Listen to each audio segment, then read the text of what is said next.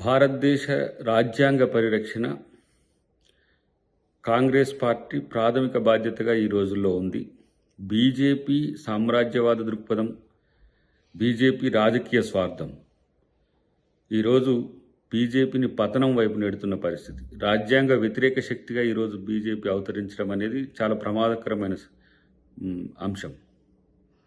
ఇప్పుడు రీసెంట్గా మనం ఆంధ్రప్రదేశ్లో చూస్తున్నాం కదా, చంద్రబాబు గారితో కలిసి అధికారంలోకి వచ్చిన తర్వాత కూటమిలో లుకలుకలు, అటు పవన్ కళ్యాణ్ సీఎం కావాలని, ఇటువైపు లోకేష్ డిప్యూటీ సీఎం కావాలని చెప్పి ఎలాంటి గిల్లి గజ్జాలకు వస్తున్నారో చూస్తున్నారు. ఇది కూటమిలో లుకలుకలకు ఒక ఉదాహరణ.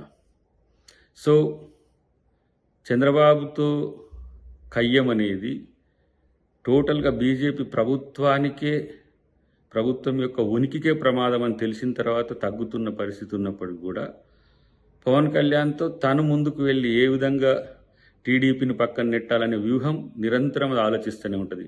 పంజాబ్లో అకాలీలతో ఆలోచించిన, మహారాష్ట్రలో షిండేతో ఆలోచించిన, ఇంకో రాష్ట్రంలో ఇంకొకరితో ఆలోచించిన, తన రాజకీయ మిత్రునితో కలిసి రాజకీయ లబ్ధి పొంది ఏ విధంగా అదే రాజకీయ పార్టీని అంతం చేయాలనేదే బీజేపీ ఎత్తుగడ ఉంటుంది ఎప్పుడు కూడా.